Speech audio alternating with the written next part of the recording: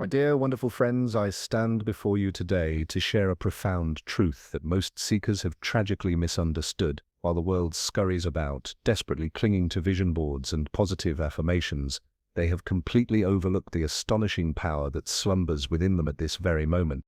Let me tell you something remarkable. You are already in possession of everything you could ever desire. The wealth, the abundance, the prosperity you seek is not something to be attracted from a distant universe. It is already yours, waiting patiently for you to simply claim your divine inheritance. The great mistake of modern manifestation teachings is that they position you as a beggar, pleading with the universe to bestow gifts upon you. But I tell you with absolute certainty, you are not a beggar. You are the very source of all creation. When I was a young man in Barbados, I discovered this principle through a series of revelations that completely transformed my understanding of reality. I realized that this physical world, with all its limitations and seeming solidity, is nothing more than a shadow play, a reflection of consciousness itself. The secret I'm about to share with you revolutionized not only my own life, but the lives of countless individuals who applied this truth. Bankers, businessmen, artists, and ordinary people from all walks of life have used this principle to manifest extraordinary abundance, not through force or struggle, but through a simple shift in consciousness. Most teachers will tell you that you must constantly reaffirm your desires, visualize relentlessly, and maintain unwavering faith despite all contrary evidence. But I tell you something far more powerful. You need only assume the state of having already received your desire, and persist in that state until it hardens into fact. The Bible tells us, "What things soever ye desire, when ye pray, believe that ye receive them, and you shall have them." This is not a promise of future fulfillment, but a statement of present possession. You must live from the end, occupying the consciousness of already being the wealthy, prosperous being you aspire to become. My dear friend Abdullah taught me this principle when I desperately wished to travel to Barbados, but lacked the financial means.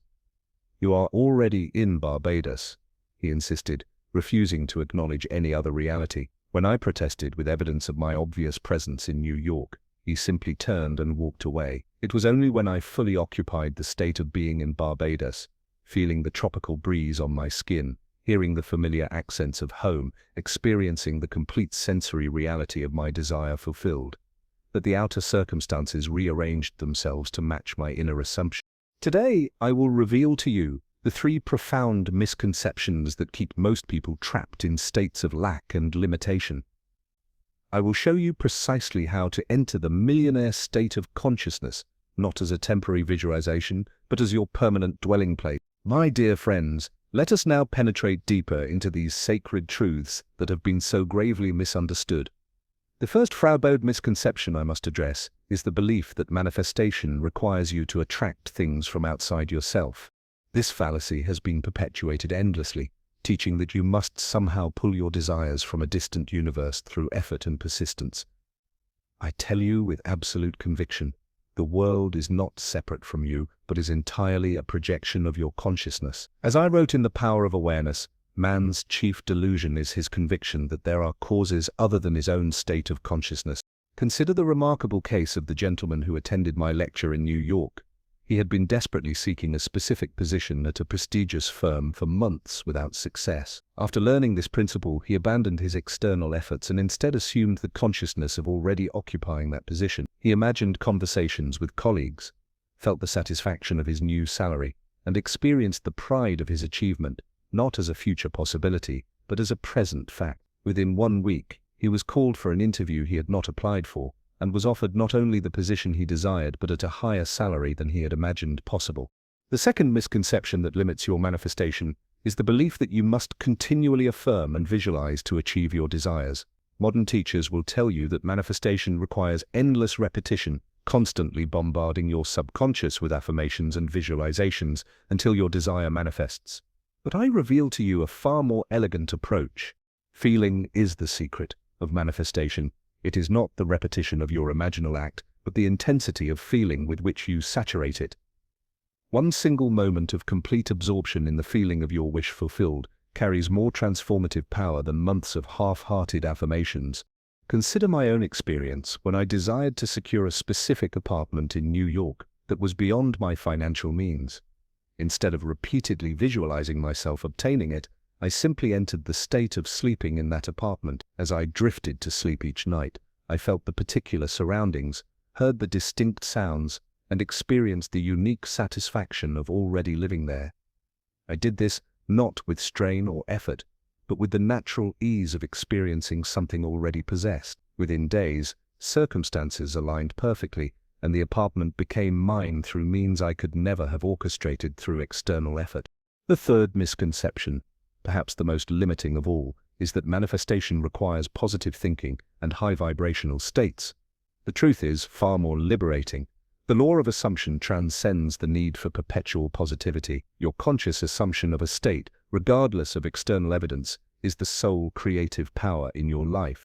Unlike the law of attraction, which demands you maintain constant positivity, the law of assumption requires only that you occupy the consciousness of your wish fulfilled, even if only for a concentrated moment. Revision is not about denying reality through toxic positivity, but about exercising your divine prerogative to rewrite your past and therefore transform your present. My beloved friends, we have unveiled 3 powerful revelations that transform the very fabric of manifestation.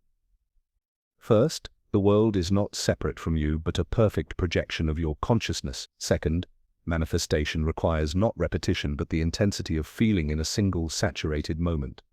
And third, the law of assumption transcends the need for constant positivity, requiring only your unwavering occupancy of the state of wish fulfilled. Now I invite you to experience this truth directly through a simple exercise. Tonight, as you prepare for sleep, enter what I call the state akin to sleep, that drowsy, hypnagogic state where consciousness becomes fluid and receptive. In this sacred moment, assume the feeling of already possessing your desire. If financial abundance is your wish, feel the exquisite satisfaction of seeing your bank account with the precise sum you desire.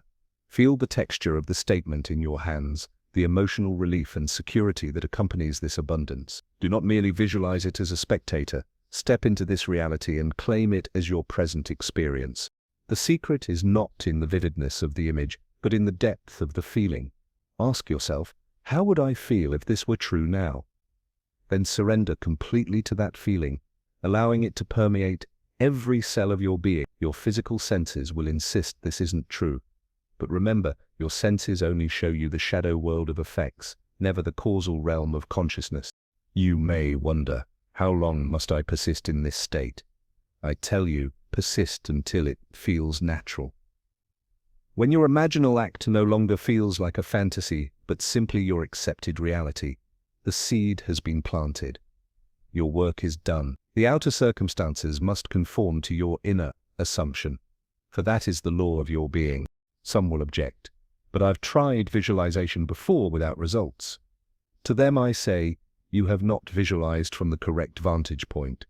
You have stood outside your desire, begging for its fulfillment, rather than stepping into the consciousness of already having received it.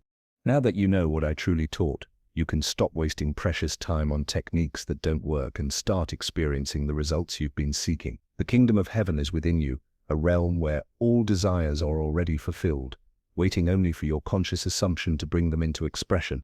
Subscribe to receive more revelations about these misunderstood teachings that have transformed countless lives, including my own. I promise you, this, when properly applied, this principle never fails, for the law of consciousness is the only law.